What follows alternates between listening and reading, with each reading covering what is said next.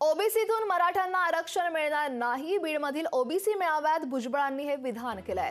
तर मराठा आरक्षणाला विरोध नाही, मराठ्यांना वेगळं आरक्षण द्या असं भुजबळ म्हणतायत। तर तुम्ही फिरणार आणि हॉस्पिटलमध्ये झोपणार असं म्हणत भुजबळांनी जरांगेंवर हल्लाबोल देखील केलाय। मराठा समाजाला वेगळं आरक्षण द्या, या मागणीसाठी तुम्ही पाठीमागे राहणार असाल त्यांच्या, माझं म्हणणं नाही, मी सुद्धा तुमच्या बरोबर आहे। परंतु आता ते जे म्हणतात की घेईल तर ओबीसी मध्येच आरक्षण घेईल, आरक्षण मिळणार नाही। ओबीसी मध्ये मराठा समाजाला आरक्षण मिळणार नाही।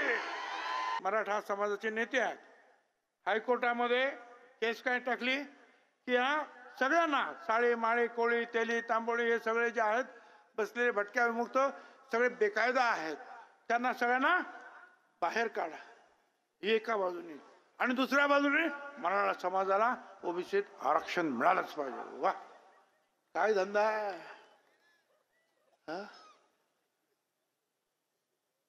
मला काय समजत, मला सरकारला सांगायचं आहे, ओबीसीच्या आरक्षणाला रस्त्यावर काय किंवा कोर्टात काय धक्का लागता कामा नये, त्याची काळजी जबाबदारी सरकारची आहे।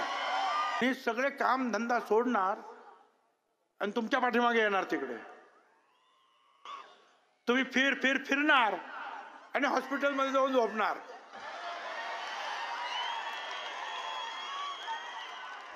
चक्कर मारणार, काय जवान नेता, हा 2-4 मीटिंगा घेतल्या का हॉस्पिटलमध्ये झोपले।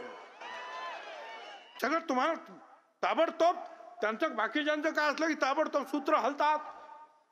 इकडे केस चालू आहे,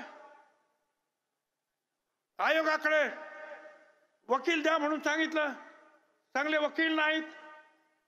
हायकोर्टाने सांगितलं आयोगाला की ह्या ओबीसीची केस जी आता जी सराट्याने मांडलेली आहे त्याच्यासाठी चांगले वकील द्यायला हवेत हायकोर्टामध्ये। अरे द्या ना लवकर, का बसलात? हा जो द्वेष, हा का क्लेशापोटी जो आहे द्वेष जो आहे निर्माण होतो, अन्याय सहन होत नाही म्हणून बोलावं लागतं। जयदत्त क्षीरसागर, संदीप क्षीरसागर, योगेश क्षीरसागर हे सगळे एकाच घरात राहतात, त्यांची ऑफिस जाळली, त्यांच्या घरावर हल्ला,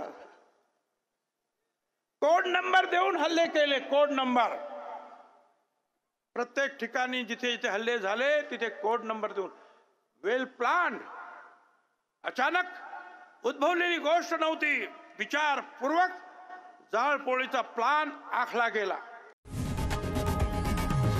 लोकशाही मराठी, ऐका, पहा, जागरूक रहा।